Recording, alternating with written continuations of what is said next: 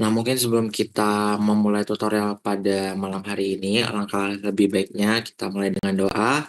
Berdoa menurut keyakinan masing-masing dipersilahkan.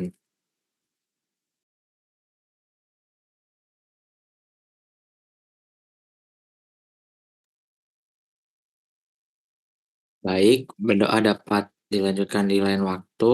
Aku izin share screen dulu. Untuk tutor malam hari ini aku bebasin kalian mau on cam atau off cam karena aku tahu, mungkin ada beberapa dari kalian yang sambil nyambi-nyambi. Jadi mungkin ya at least diperhatikan lah, nggak usah on cam nggak apa-apa. Aku izin share screen dulu ya.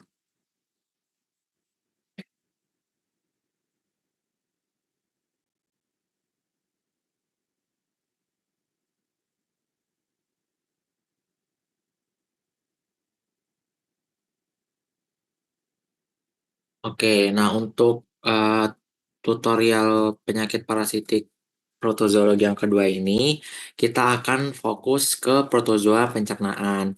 Nah, untuk diagnosanya, untuk peneguhan diagnosanya, itu sebenarnya kita bisa gunakan 5 metode ini. Jadi yang pertama ada swab kerongkongan yang kita pelajari di minggu pertama, lalu ada pemeriksaan feses metode natif, sedimentasi, dan apung. Lalu ada 2 tambahan lagi di sini yang tidak, kita pelajari. Jadi ada bedah saluran pencernaan dan penilaian kelukaan usus metode Johnson dan Reid. Nah, sebenarnya, poin nomor 4 dan 5 ini dia itu berhubungan. Kenapa? Karena kan, nanti misal, kasusnya koksidiosis di unggas. Nah, itu nanti kan, ususnya saluran pencernaannya kita buka gitu, belah, terus nah kita lihat tuh perubahan pada mukosa ususnya. Nah, itu bisa dinilai dari, ada atau tidak adanya lesi, atau bisa juga dinilai dari tingkat keparahan lesi yang ada. Nah, itu namanya, penilaian kelukaan usus metode Johnson dan Reid, gitu. Nah, untuk yang kita lakukan di praktikum itu hanya ada 3 metode. Jadi yang pertama ada pemeriksaan feses metode natif, yang kedua ada sedimentasi, dan yang terakhir itu ada apung. Oke.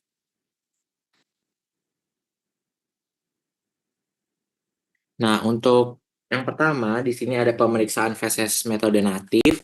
Jadi tujuannya jelas adalah untuk memeriksa keberadaan protozoa fase ookista atau kista pada feses. Nah, untuk keunggulannya sendiri, yang pertama pemeriksaannya sederhana. Jadi kan dia kan nggak butuh sentrifuge, terus dia nggak butuh gula jenuh segala macamnya, jadi dia bener-bener, sederhana. Jadi kalian cuma butuh feses, terus nanti dilarutin ke air, disaring, terus filtratnya itu nanti kalian, periksa di bawah mikroskop, sederhananya kayak gitu. Terus dia itu metodenya cepat dan baik untuk infeksi berat. Nah, sebenarnya ini, berhubungan dengan kelemahannya di mana dia itu sulit menemukan keberadaan parasit pada infeksi ringan. Jadi, kita itu bisa pakai metode ini ketika, makhluk hidupnya atau hewannya itu sudah, apa ya, kayak infeksinya udah berat banget, kayak udah parah banget, baru kita bisa gunakan metode ini. Kalau, masih infeksinya ringan, tapi kita pakai metode natif ini, nanti bisa jadi ada kejadian itu, false negatif itu. Jadi harusnya dia itu positif, cuma karena masih infeksinya itu ringan, jadi kita tidak menemukan gitu, padahal dia itu positif, kayak gitu. Singkatnya, dia itu lebih, apa ya, lebih leb kalau lebih sensitif sih, lebih sensitif yang apung sama sedimen sih, kayak aku lupa deh, ya lebih itulah. Oke, untuk, alat dan bahan, jadi di sini kita butuh 8. Jadi yang pertama kita butuh sampel feses. Ini wajib ya. Jadi, sampel feses ini dia itu gunanya untuk apa? Ya untuk memeriksa sampel yang akan diidentifikasi, itu untuk yang sampel feses. Terus di sini ada pipet yang kedua, fungsinya adalah untuk memindahkan dan mengambil suspensi atau filtrat. Itu fungsi dari pipet. Lalu yang ketiga di sini ada saringan. Fungsinya adalah untuk menyaring suspensi feses. Lalu yang keempat di sini kita butuh sendok untuk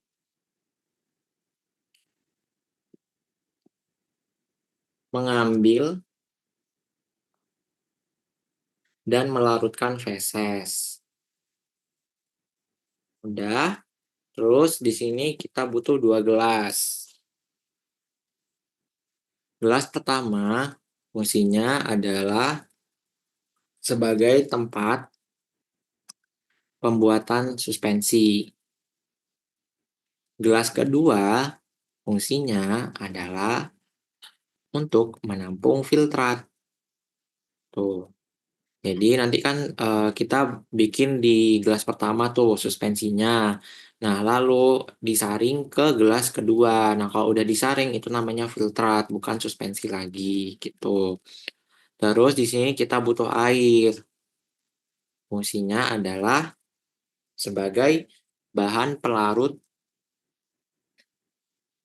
feses dalam pembuatan suspensi.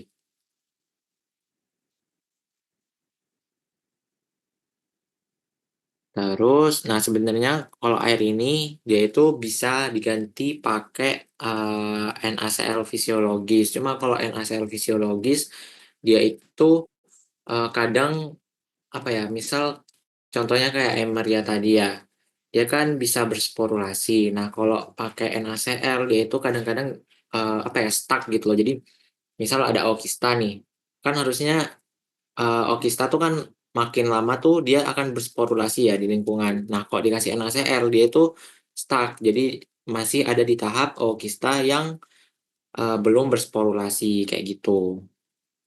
Sedangkan kalau air dia itu masih bisa bersporulasi. Sebenarnya kalau masalah bersporulasi atau tidaknya itu banyak yang bisa mempengaruhi. Jadi suhu, pH, lingkungan segala macam itu mempengaruhi gitu. Cuma kalau air ini dia tuh bahasanya kayak netral lah dibandingkan yang NaCl. Oke, next di sini kita butuh objek glass dan cover glass.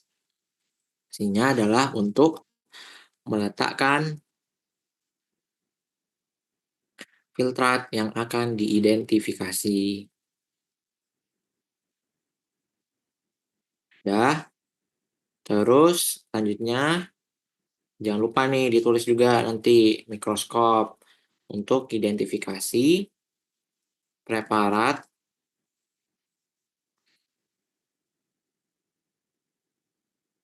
feses perbesaran 100 hingga 400 kali.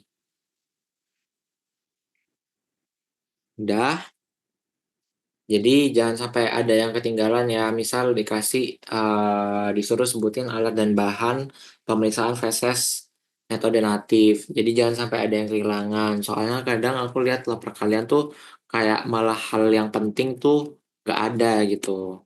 Jadi sesimpel kayak mikroskop, objek glass, cover glass tuh udah wajib, udah harus ada gitu. Next, nah untuk langkahnya, langkah kerjanya, jadi yang pertama siapkan alat dan bahan. Lalu buat suspensi feses banding air 1:10. Jadi misal nih fesesnya itu 1 sendok teh, berarti ya airnya juga 10 sendok teh juga gitu. Terus kalau udah dikasih air, nanti kalian aduk, kalian hancurkan fesesnya itu kalau keras sampai homogen. Nah, kalau udah larut semua, dia itu kita saring dan tampung filtrat pada gelas B. Tuh. Terus kan udah ada filtratnya tuh di gelas B yang bakal kita amati. Kita ambil pipet, kita ambil 1 tetes filtrat, kita taruh pada objek gelas, lalu jangan lupa ditutup dengan cover gelas. Kalau udah, kita amati di bawah mikroskop dengan perbesaran 100 hingga 400 kali. Oke. Next, kita ke pemeriksaan feses metode sedimentasi. Tujuannya itu sebenarnya dari ketiga ini kita itu tujuannya sama sih. Jadi untuk yang sedimentasi ini tujuannya adalah untuk memeriksa keberadaan protozoa fase aukista atau kista pada feses menggunakan jenis larutan yang lebih rendah dari organisme parasit sehingga parasit mengendap. Jadi eh, kata kuncinya di metode sedimentasi ini kita menggunakan larutan dengan berat jenis yang lebih rendah dibandingkan dengan organisme parasit.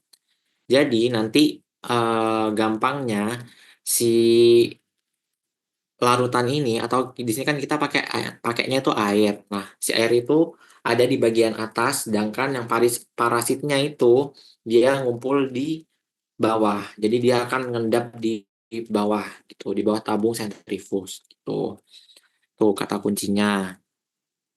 Keunggulannya baik untuk diagnosa infeksi ringan maupun berat, lebih sensitif dan tahap pembuatan lebih cepat.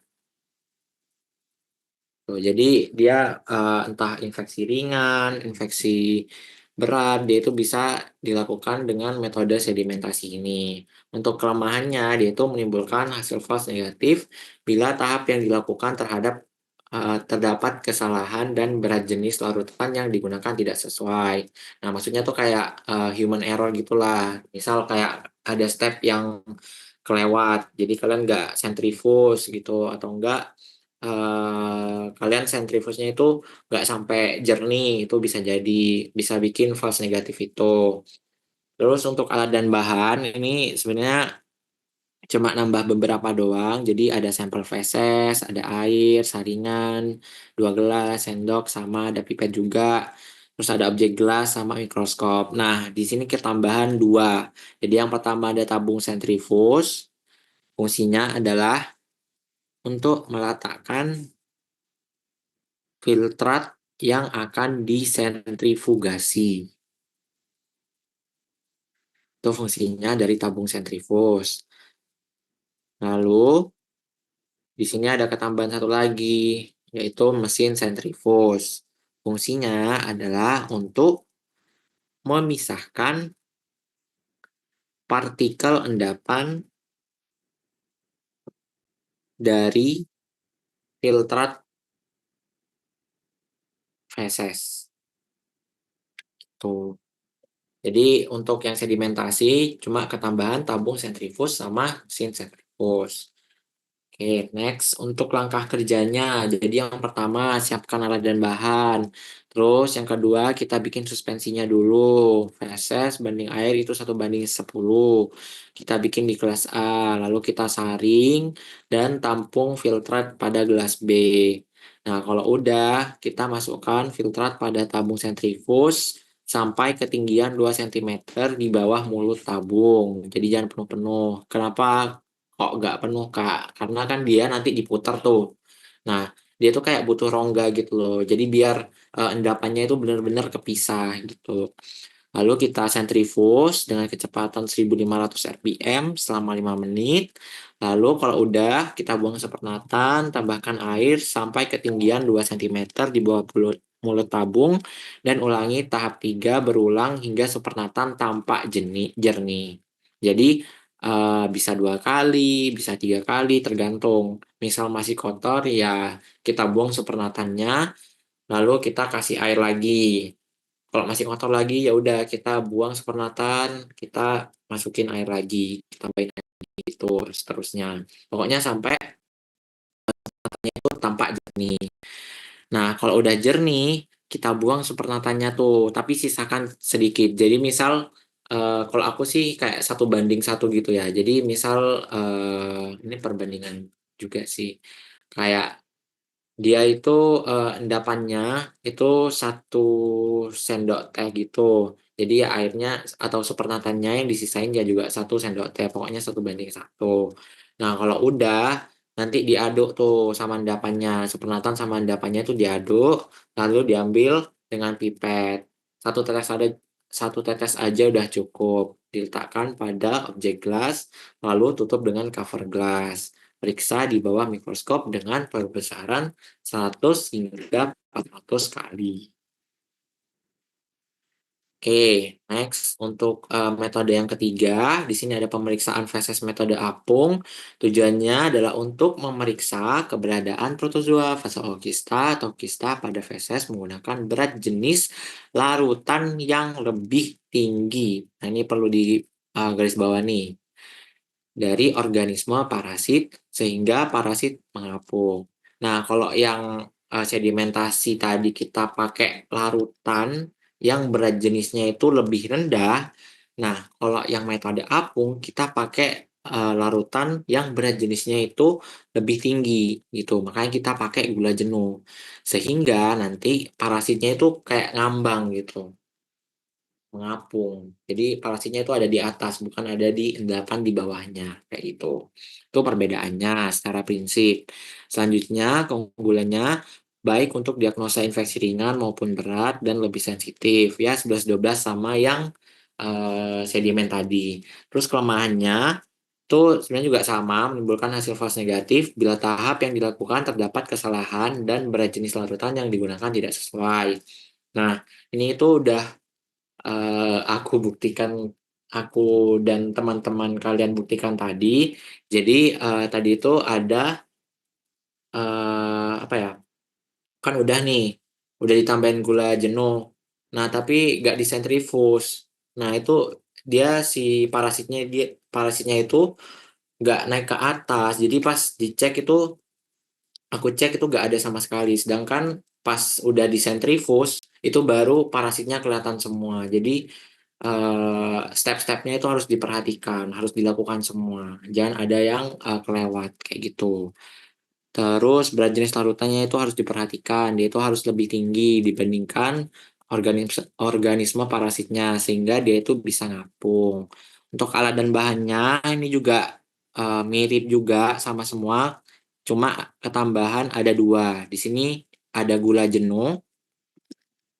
Gula jenuh fungsinya adalah untuk mengapungkan mengapungkan organisme parasit.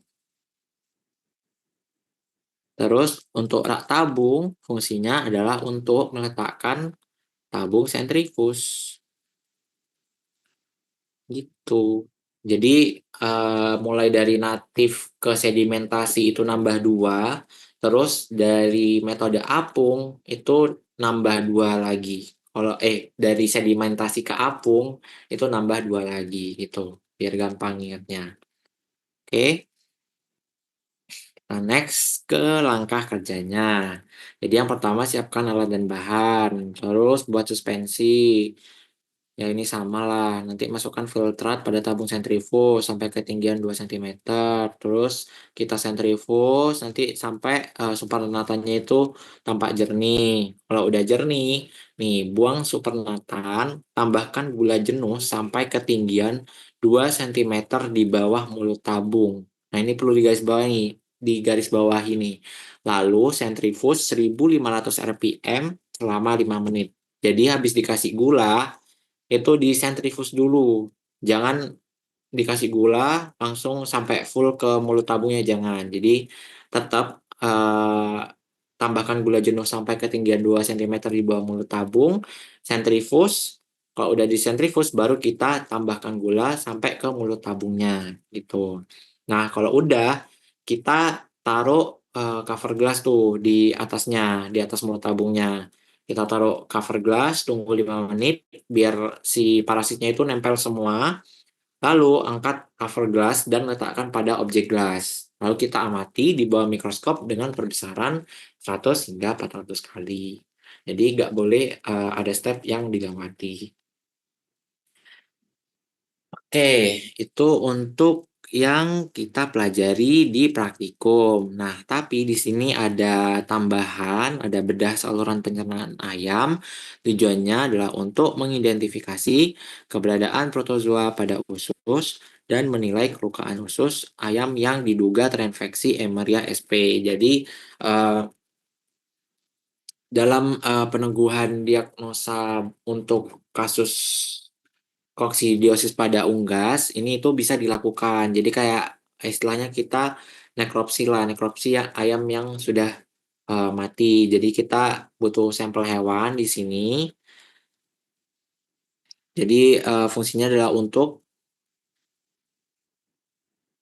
dia mati,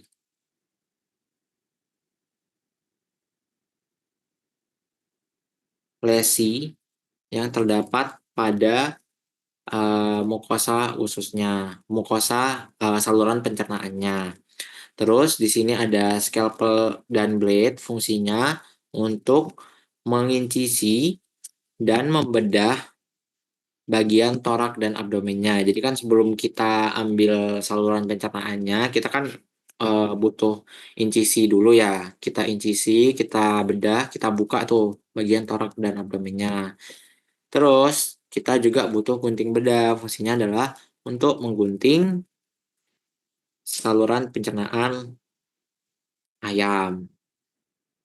Terus kita butuh pinset untuk memegang jaringan saat preparasi dan pembedahan. Terus kita butuh objek glass dan cover glass untuk meletakkan hasil scraping. Dan yang terakhir kita butuh mikroskop untuk, mengidentifikasi seperti biasa. Perbesarannya sama 100 hingga 400. Oke, kita next. Nah, untuk langkah kerjanya, jadi yang pertama siapkan alat dan bahan. Yang kedua, kurbankan ayam kalau ayamnya belum mati, jadi dikurbankan dulu. Lalu letakkan dengan posisi terlentang, bukan terlentang ya, bukan terlungkup. Jadi ayamnya tuh lihat ke atas gitu. Terus kita buka torak dan abdomennya. Kalau udah dibuka, rongga torak dan abdomennya, kita keluarkan saluran pencernaannya. Kita lepaskan dari mesenteriumnya. Pokoknya penggantung-penggantungnya itu kita lepaskan. Kita ambil saluran pencernaannya saja. Nah, kalau udah, kita bandingkan tuh usus ayam normal dengan usus ayam yang terinfeksi Emaria. Jadi kayak kita, amati secara makros dulu. Nah, kalau udah, jadi kan kalau secara makros mungkin yang kelihatan tuh ya kayak mungkin erosi, mukosanya erosi, terus ada pleki, mungkin ada perdarahan di situ segala macamnya. Kita, lihat secara makros dulu. Nah, kalau udah, kita buka tuh ususnya dengan gunting bedah. Lalu kita amati perubahan pada mukosa ususnya. Nah, setelah itu kita lakukan penilaian kelukaan usus. Kalau udah, kita scraping mukosa usus yang mengalami perubahan. Jadi misal ada pendarahan segala macam itu kita scraping bagian itu, lalu letakkan hasil scraping di atas objek gelas, tutup dengan cover gelas, lalu amati di bawah mikroskop dengan perbesaran 400 kali untuk melihat stadium skizon, makrogamet, dan ookista gitu. Jadi, kalau, eee, bedah saluran pencernaan ayam ini lebih jelas gitu kita ngelihatnya dan ada beberapa stadium gitu. Oke, lanjut kita ke penilaian kelukaan usus. Nah, di sini ada lima jadi kalau nol, kalau tidak ada luka dalam dinding ususnya kita nilai nol.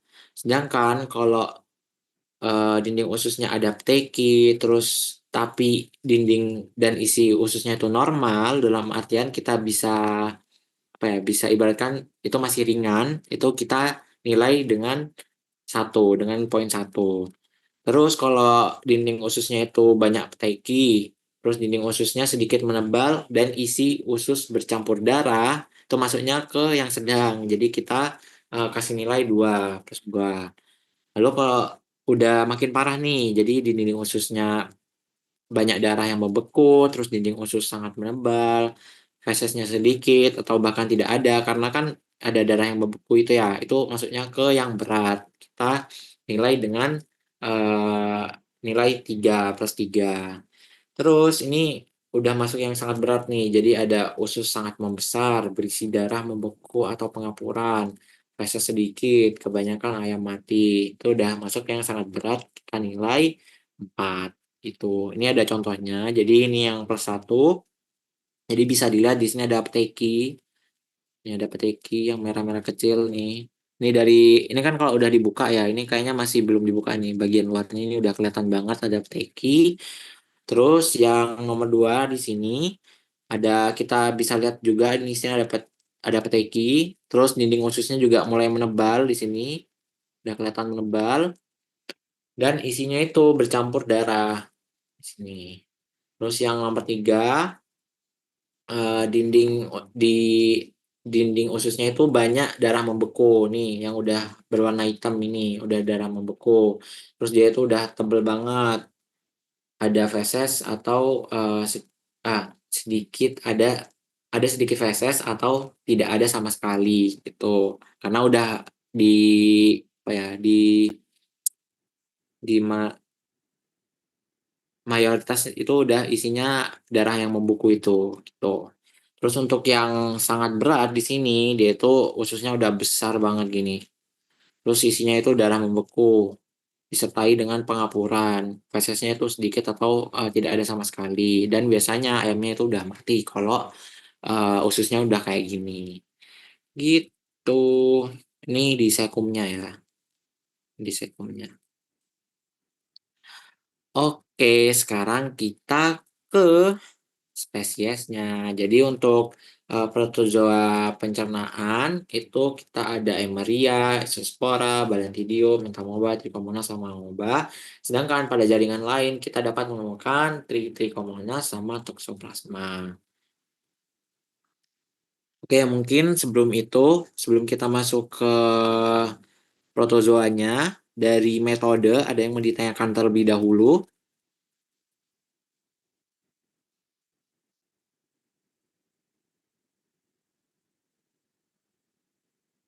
Ada yang bertanya kah?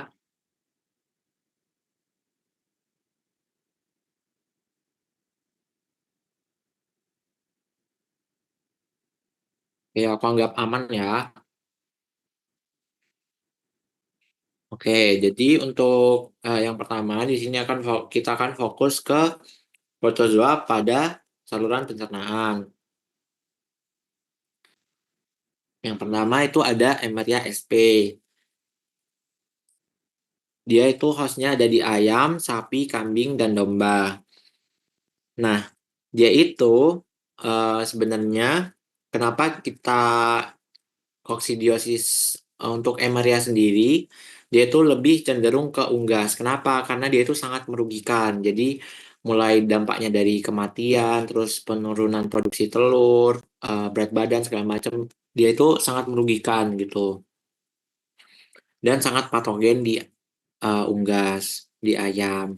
Tapi jangan salah, Emeria itu dia juga bisa menyerang sapi, kambing, dan domba. Itu banyak, spesiesnya. Kan di sini cuma SP doang. Nah, kalau kalian masih ingat untuk yang ayam, itu sebenarnya ada yang paling patogen itu, kalau nggak salah Emeria tenella sama si Nekatri. Dua itu sangat patogen di ayam. Terus kalau yang sapi, kambing, dan segala macamnya itu bisa kalian baca di buku, itu udah jelas di sana. Untuk predileksinya, mereka ini ada di sel epitel usus halus. Terus untuk di sekum kita bisa menemukan skizon dan gamet. Sedangkan untuk, yang feses kita temukan stadium ookistanya yang seperti yang digambar ini. Jadi khususnya dia itu memiliki 4 sporokista, 8 sporozoid, dan tutup mikrofil. Nih, kalau kalian lupa, jadi dalam satu bentukan ookista ini ookistanya udah bersporulasi ya, makanya kita bisa lihat, 4 sporokista. Kalau belum bersporulasi, dia itu kayak apa ya, bentukan sporokistanya itu belum terlalu kelihatan. Jadi kayak cuma bentukan bulat, terus kayak ada apa ya, granul-granulnya gitu. Itu, belum belum bersporulasi gitu. Nah, dalam 4 sporokista ini, tiap-tiap sporokistanya berisi berapa yo? Berisi dua sporozoid. Jadi totalnya ada 8 sporozoid. Dan jangan lupa untuk Emeria ini dia itu punya tutup mikrofil. Fungsinya apa? Jadi fungsinya adalah sebagai apa ya, tempat keluarnya sporokista gitu. Jadi dia sporokistanya agak yang okista ini nggak bakal tiba-tiba pecah terus si sporokista ini pecahnya kemana-mana itu enggak. Jadi dia itu keluarnya lewat si tutup mikrofilnya itu gitu. Terus kepentingannya koksidiosis utamanya dia itu pada unggas untuk yang Emeria ini. Terus gejala klinisnya itu anoreksia, diare berdarah karena kan dia predileksinya ada di sel epitel tuh. Diingat-ingat siklus hidupnya gimana. Jadi ketika dia akan memperbanyak diri, nanti bikin si epitelnya itu apa ya, rusak. Jadi kan dia akan apa ya bahasanya, letus gitu lah, letus. Terus epitelnya rusak, dia itu bikin perdarahan itu. Terus ada hiperestesia, itu maksudnya tuh kayak gimana ya? Kayak dia tuh sensitif gitu loh. Jadi kayak dia sensitif terhadap suara, terus kayak pokoknya kayak kayak orang lagi sakit lah, kayak nggak bisa diganggu gitu. Sensitif ke semua hal, sensitif ke semua hal. Terus sayapnya terkulai, jadi kayak lemes gitu. Terus bulunya kusut, karena kan dia anemia kan. Kalau ada pendarahan berarti bikin anemia. Terus biasanya di fesesnya itu selain dia itu ada darahnya, dia itu warna fesesnya itu biasanya rada putih dan berlendir kayak gitu. Terus untuk stadium infektifnya, kista yang bisa kita lihat di feses ini. Terus untuk pengobatan, pilihan pengobatan itu bisa pakai sulfaquinoxalin, zoaquin, sama amprolium. Nah, untuk pengobatannya sendiri sebenarnya tiga pilihan obat ini itu pemberiannya secara oral, dalam artian biasanya dicampur sama pakannya gitu. Terus pengendaliannya sanitasi kandang, karena Emeria sp ini sendiri dia itu tuh apa ya? Kalau masih gak banyak dalam dalam satu individu, dia itu gejala klinisnya gak terlalu keluar, gak terlalu kelihatan. Sedangkan kalau udah banyak, dia itu gejala klinisnya baru kelihatan. Makanya sanitasi kandang kayak harus harus dijaga gitu kebersihannya. Terus apa lagi ya? Oh ya, untuk Emeria sendiri sebenarnya dia itu bisa sembuh sendiri. Jadi namanya tuh kalau nggak salah namanya tuh self limiting disease. Jadi dia tuh sebenarnya sembuh sendiri. Cuma kalau nggak dikontrol dia tuh bisa merugikan banget ke peternak. Makanya dari awal tuh dijaga banget eh, sanitasi kandangnya, makannya segala macem biar gak kena koksidiosis gitu. Soalnya kadang kalau udah parah, saking parahnya itu bisa bikin mati malah. Tapi dia bisa sembuh sendiri sebenarnya kalau nggak dikasih pengobatan. Cuma ya itu tadi, kalau kebablasan dia bisa bikin mati. Tuh. Next, nah ini mungkin ya buat ingat-ingat. Jadi ini ada bentukan okistanya, terus isinya ada 4 sporokista, terus satu sporokista ada 2 sporozoid, di sini ada tutup mikrofil gitu. Oke, lanjut kita ke koksidiosis yang di mamalia. Di sini ada Isospora sp. Untuk hostnya itu ada di babi, anjing, sama kucing. Predileksinya itu cukup sama, jadi dia itu ada di sel epitel usus halus, khususnya untuk stadium skizon dan gamet, sedangkan yang okista dapat kita temukan di feses. Untuk ciri khususnya, dia punya dua sporokista, dan di dalam satu sporokista ini berisi 4 sporozoid. Gitu. Kepentingannya koksidiosis, gejala klinisnya itu ada anoreksia, diare bercampur darah, tremor, hiperestesia, konvulsi kepala dan leher, ya pokoknya, sebenarnya gejalanya mirip sih. Eh, oh, Gejalanya mirip sama yang Emaria tadi, namanya juga nama penyakitnya aja sama koksidiosis, cuma, individunya aja yang beda. Kalau yang Emaria itu cenderung menyerang di unggas, khususnya di ayam, dia sangat patogen. Sedangkan kalau yang Isospora ini kita, lebih sering nemuin di mamalia, kayak gitu. Untuk stadium infektifnya sama Olkista, pengobatannya sebenarnya sama juga, ada sulfaquinoxalin, zoaquin, sama amprolium. Pengendaliannya dengan sanitasi kandang.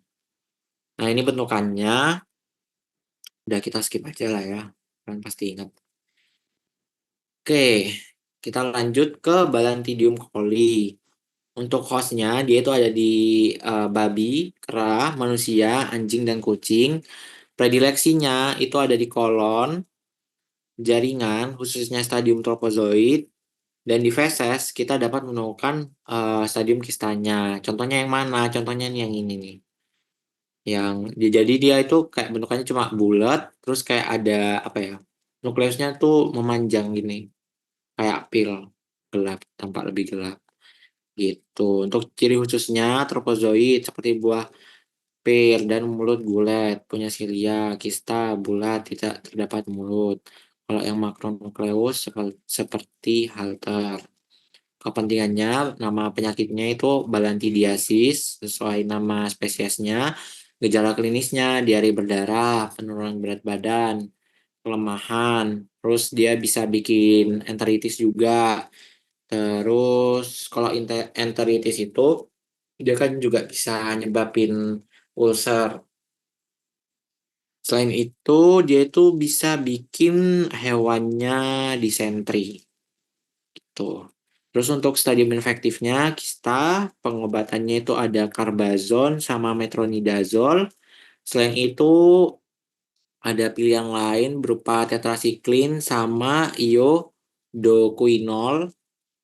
Tuh. Terus untuk pengendaliannya itu sanitasi kandang. Jadi untuk protozoa pencernaan ini, jadi kita harus benar-benar jaga sanitasi kandangnya. Tuh. Nah, ini bentukan kistanya. Jadi kayak ada bentukan apa ya, kacang lah, kacang gitu. Altar ini. Lanjut kita ke Entamoeba sp. Nah, untuk Entamoeba ini kita belajar dua, ada Entamoeba histolytica sama Entamoeba coli. Nah, untuk Entamoeba histolytica, dia itu predileksinya sering di usus halus, kolon, sama rektum. Nah, untuk histolitika ini dia itu biasanya menyerang anjing. Sedangkan kalau yang Entamoeba coli, dia itu predileksinya ada di kolon dan sekum. Gitu. Terus ada beberapa strain yang dia itu zoonosis. Contohnya ada Entamoeba coli sama Entamoeba poleki kalau nggak salah. Bisa kalian cross check di buku. Terus untuk hostnya di sini kalian eh, si entamoeba itu dapat menyerang primata, anjing, kucing, tikus, dan manusia. Predileksinya itu ada di usus halus, usus besar, jaringan, tropozoid. Sedangkan yang kita lihat di feses itu yang fase kista. Untuk ciri khususnya, ini yang ciri khusus dari dia pas kista ya. Jadi untuk yang histolitika dia itu punya 4 inti, sedangkan yang E. coli, Entamoeba coli dia itu mempunyai 8 inti. Kepentingannya nama penyakitnya amoebiasis atau disentri amoeba.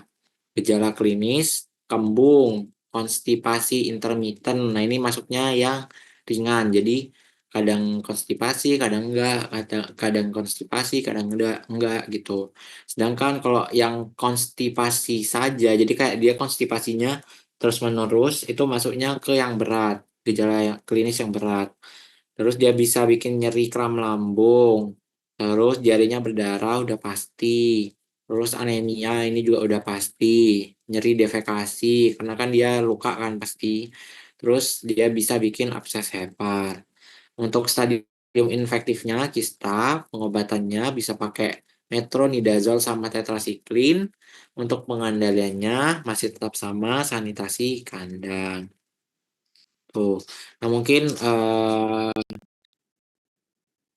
aku flashback. Jadi untuk siklus hidup dari si entamoeba ini kan mulai dari si kistanya itu tertelan ya. Kista yang ada di lingkungan itu tertelan. Nah, dia itu akan jadi metakista, terus jadi tropozoid, terus jadi plekista, lalu nanti jadi kista lagi dan keluar lagi. Gitu. Nih, untuk yang entamoeba histolitika, dia memiliki 4 inti. Sedangkan yang entamoeba coli, dia itu memiliki 8 inti. Kayak gitu. Untuk yang kistanya. Oke, next kita ke Trichomonas gallinae. Nah, untuk hostnya, dia itu ada merpati, kalkun, sama ayam. Untuk cara penularannya, eh untuk cara penularannya itu bisa kontak antara induk dengan anak ketika memberi makan atau enggak bisa melalui burung predator yang makan burung lain di mana burung tersebut itu terinfeksi oleh Trichomonas gallinae itu. Gitu. Untuk predileksinya ada di saluran pencernaan bagian atas dan hati, jadi dia juga bisa menyerang hati. Ciri khususnya memiliki 4 flagella anterior. Kepentingannya avian trichomoniasis, gejala klinis, jengger dan pial gelap, air liur berbau, ngorok, stadium. Oh, selain gejala klinis ini, eh, bisa juga tampak plak putih dan lengket membentuk massa perkejuan di bagian mulut, koana, sama faringnya. Jadi di bagian saluran pencernaan bagian atasnya itu bisa ditemukan plak putih lengket gitu, membentuk massa perkejuan. Terus untuk stadium infektifnya itu ada tropozoid. Pengobatannya bisa pakai carbazone sama metronidazole atau bisa pakai copper sulfat. Pengendaliannya dengan sanitasi kandang, pemberian air minum plus nih copper sulfat 1:2000 selama 3-5 hari. Diulang setelah 5 hingga 7 hari. Gitu. Nah, ini bentukannya. Trichomonas gallinae. Ini yang kita swab waktu itu. Terus next ke Amoeba proteus. Nah, untuk Amoeba proteus sendiri, dia itu bisa menyerang kuda dan manusia. Predileksinya ada di usus besar saja dengan ciri khusus seperti jari. Kepentingannya itu amoebiasis. Untuk gejala klinisnya, dia itu bikin kembung, konstipasi intermiten, nyeri kram lambung, diare berdarah, anemia, konstipasi, nyeri defekasi, hingga abses hepar. Ya kurang lebih sama lah, sama kayak si entamoeba SP itu tadi. Cuma dia beda host saja. Terus untuk stadium infektif itu kista, pengobatannya metronidazol, pengendaliannya dengan sanitasi lingkungan dan hewan harus terjaga. Oke, terus kita lanjut ke protozoa pada jaringan lain. Nah, yang pertama di sini ada Trichomonas fetus. Untuk hostnya itu dia menyerang sapi, babi, sama kuda. Habitatnya ada di saluran reproduksi. Ciri khususnya dia memiliki 3 flagella anterior. Kepentingannya bovine trichomoniasis. Nama penyakitnya tuh bovine trichomoniasis.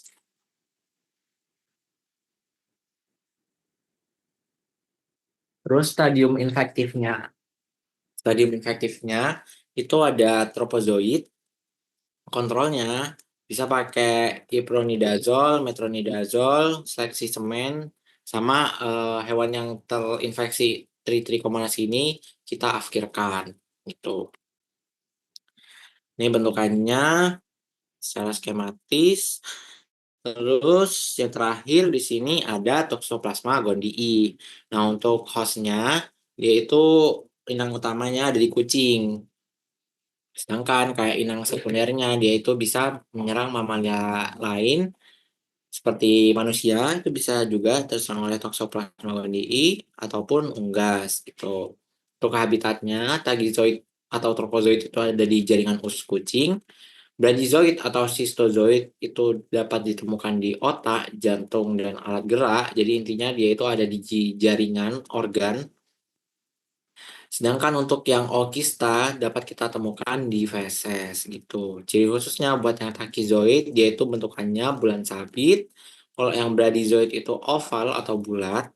Terus kalau yang Olkista dia itu bulat. Terus isinya ada dua sporokista dan di dalamnya itu di masing-masing sporokistanya ada 4 sporozoid gitu. Terus kepentingannya sesuai namanya toxoplasmosis. Stadium infektif Olkista, pengobatannya piremethamine, sulfonamid, terus pengendaliannya sanitasi lingkungan, pembatasan kontak dengan kucing, memasak daging sebelum dikonsumsi. Sebenarnya untuk stadium infektif ini selain Olkista, kalau kalian masih ingat, apa ya, yang kista jaringan itu loh, yang bradyzoid, kalau kita masak daging yang belum matang, itu bisa tertular tuh si bentukan bradyzoid ini ke manusia itu. Terus ya sih. Nah, ini bentukannya buat yang Olkista. Jadi bentukannya tuh kayak si isospora gitu. Jadi ada dua gini, ada dua sporokista. Di dalamnya itu ada 4 sporozoid di masing-masing sporokista. Terus ini bentukan yang takizoid, yang kayak bulan cabai. Terus ini kista atau bradyzoidnya yang kista jaringan gini. Eh, udah masuk ke post test. Mungkin ada yang mau ditanyakan dulu sebelum kita post test. Post testnya dikit kok. Lagi nih bareng-bareng. Mungkin ada yang mau ditanyakan dulu dari metode, terus spesies-spesiesnya tadi.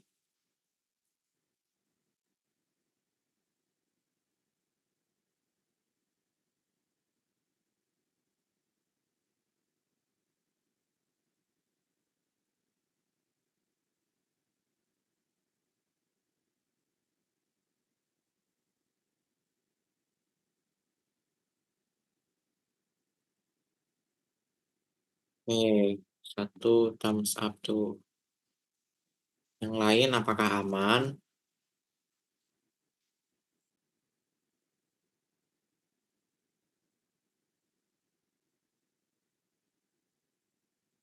Aman, Kak. Oke, mungkin karena tidak ada yang ingin bertanya, mungkin kita langsung ke post test saja. Jadi jawabnya bareng-bareng aja ya, biar cepat juga. Sama nanti terakhir mungkin aku share screen beberapa foto yang positif Emaria, biar kalian lebih familiar. Soalnya emang rada sulit sih, dia itu bentuknya kecil banget. Oke, kita mulai post testnya ya. Diperhatikan ya. Yang tahu bisa langsung jawab. Kita ke soal pertama. Kalau nggak ada yang jawab, aku tunjuk. Spesiesnya ini apa?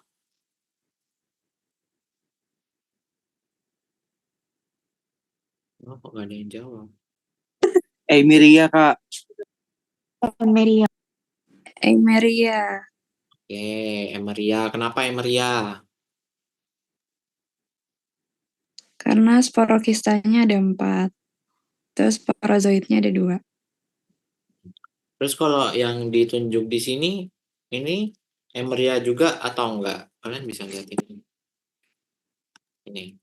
Ini Emeria apa bukan? Emiria juga, Kak. Oke, Meria juga. kenapa Emeria? Padahal kan dia sporokistanya nggak kelihatan. karena belum bersporulasi. Bersporulasi. Pintar. Untuk inangnya, Emeria, apa aja? Ayam, Sapi, Sapi, kambing domba. kambing, domba. Oke, pintar. Terus kalau aku tanya, sebutkan 2 strain Emeria yang patogen pada ayam. Apa? Tadi ada Emeria tenella, Sama?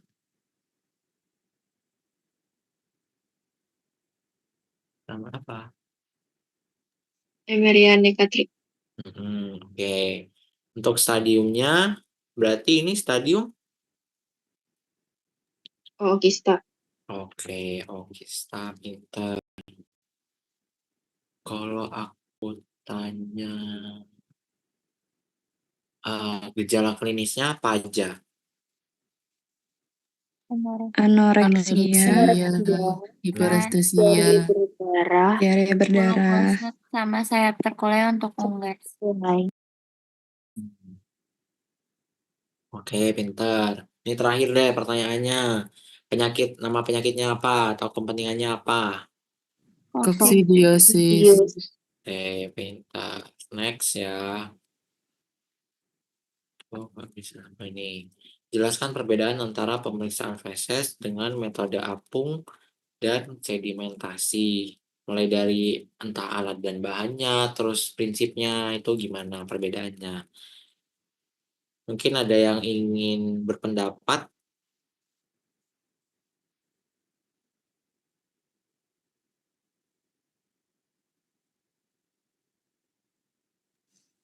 izin jawab Kak, kalau yang metode apung itu berat jenis cairannya yang dinaikin, sedangkan untuk yang sedimentasi berat jenis cairannya yang diturunkan.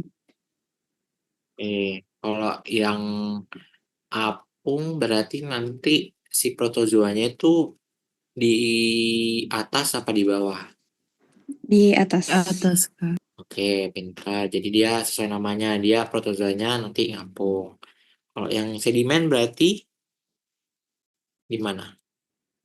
Mengendap di bawah. Ya, mengendap di bawah. Oke, pintar. Berarti pokoknya prinsipnya harus apa ya? Harus diingat-ingat biar kalian tahu kayak metodenya gimana.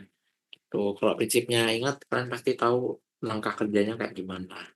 Oke, kita next ya. Gampang lah. Nah, ini stadium apa nih? Spesiesnya dulu deh. Toxoplasma gondii, Toxoplasma gondii. Berarti ini stadiumnya takizoid, pintar. Hostnya kalau toxoplasma, Kucing, Mamalia unggas. oke. Kalau nama penyakitnya atau kepentingannya, Toxoplasma. toxoplasmosis, gampang ya. Nah, ini studi kasus ditemukan dalam satu peternakan sapi betina mengalami kawin berulang dan sapi jantan mengeluarkan cairan yang ketika dicek merupakan sperma prepusium. Jelaskan pengobatan dan kontrol yang tepat. Nah, ini hasil pemeriksaan mikroskopisnya ada ini. Ada apa tuh namanya spesiesnya tuh? Trichomonas vitus. mospetus, Trichomonas vitus. Udah jelas banget ya dari clue-nya dia predileksinya ada di alat kelamin, terus dari bentukannya itu udah jelas banget. Ini sih Trichomonas vitus. Terus jelaskan pengobatannya gimana? Pengobatannya bisa pakai apa aja?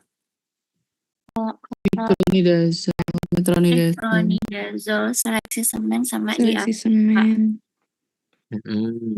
Terus kalau kontrolnya itu Kak dikasih ipronidazole. Seleksi semen sama akhir. ya. Oke. Ini kayaknya terakhir deh. Jelaskan fungsi gula jenuh dalam pemeriksaan feses metode apung. Gampang banget ini. Apa fungsinya? Untuk mengapungkan organisme parasit. Oke, benar. Karena dia itu berat jenisnya lebih berat, lebih tinggi dibandingkan organisme parasitnya. Jadi parasitnya nanti dia akan mengapung. Udah deh, selesai. Mungkin aku izin share beberapa, satu doang sih kayaknya. Hasil tadi. Coba aku pengen tahu kalian apakah bisa mengidentifikasi yang mana. Oh, aku belum buka WA lagi. Ntar ya.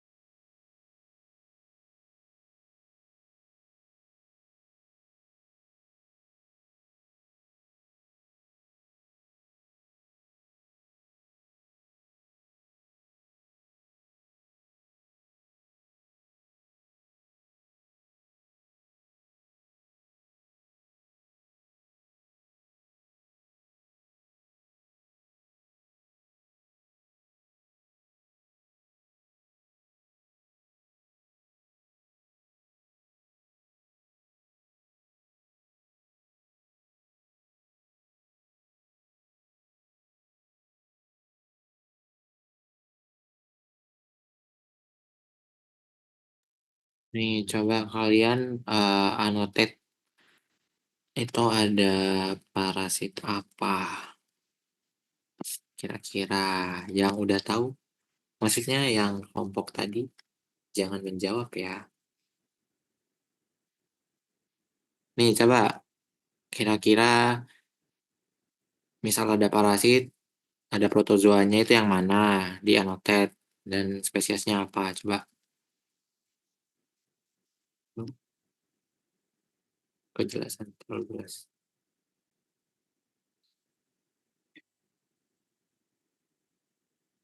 Oke, Ica. Itu kira-kira apa?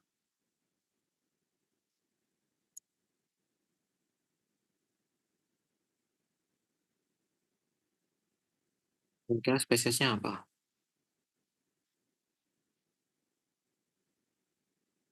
Emeria spesies.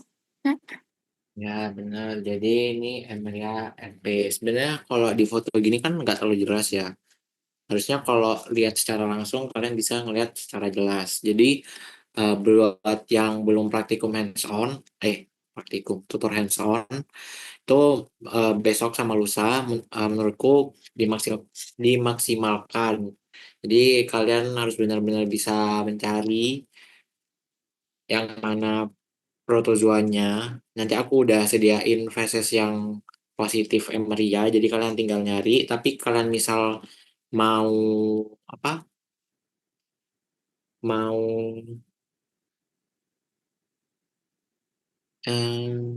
mau ngecek, misal kalian punya kucing, punya hewan apapun, pengen dicek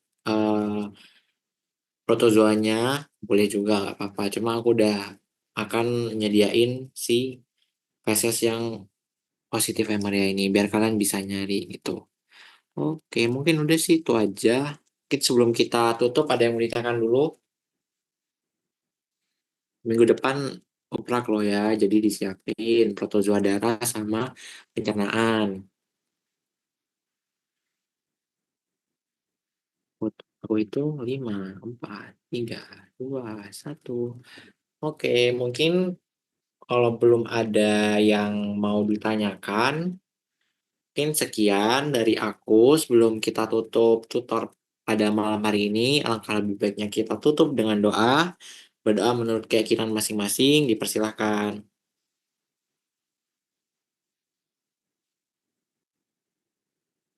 Baik, berdoa dapat dilanjutkan di lain waktu.